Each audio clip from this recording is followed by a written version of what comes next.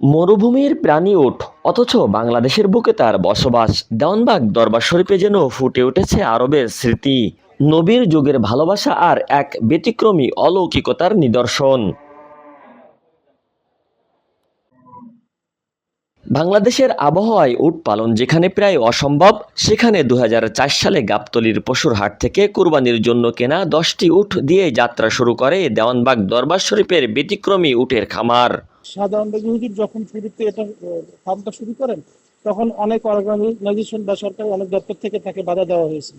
উনি বলছিলেন, দেখেন আমার আল্লাহ কি করে। উটগুলোর জন্য আলাদা কোনো খাবারের ব্যবস্থা নেই।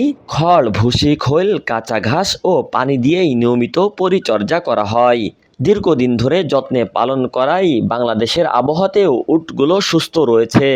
আমি এই উটের খামারে ২০০৫ সাল থেকে আছি। ২০০৪ সালে সুফি সম্রাট হযরত শাহ দেওয়ানবাগী রহমতুল্লাহ আলাইহ উনি এই খামার প্রতিষ্ঠিত করেন। খামার কর্তৃপক্ষ বলছে, বিভিন্ন ধর্মীয় অনুষ্ঠান, ওরস ও বিশেষ আয়োজনে উট কুরবানি দিয়ে তাবারক বিতরণ করা হয়। তবে বর্তমান উটের সংখ্যা কমে যাওয়ায় নতুন করে প্রজনন বাড়ানোর উদ্যোগ নেওয়া হয়েছে।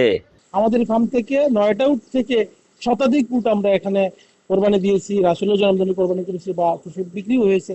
কুরবানির ঈদকে সামনে রেখে তাই দেওয়ানবাগ দরবার শরীফের এই উটের খামার এখন শুধু একটা খামার নয়, এটি হয়ে উঠেছে ইসলামী ঐতিহ্য, ধর্মীয় আবেগ আর মরুর সংস্কৃতির এক অনন্য প্রতীক।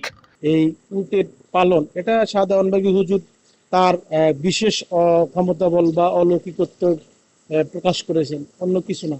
কারণ অন্য যা দক্ষিণ এশিয়ার মধ্যে আরো কিছু জায়গায় উট আছে, সেসব জায়গা মরুময় এবং সে জায়গার তাপমাত্রা অনেক বেশি।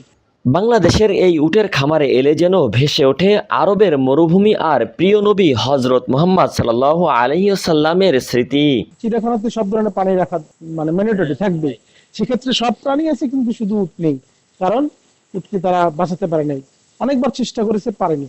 কিন্তু এখানে এই সফল খামার, এত সুন্দর চেহারা, আপনি জেনে থাকবেন এইগুলো সবগুলো বাংলাদেশের প্রজন্ম। অনেকের কাছে এটাই দেওয়ানবাগ দরবার শরীফের এক ব্যতিক্রমী মোজেজা। আলিমুল ইসলাম, ঢাকা টুডে, ঢাকা।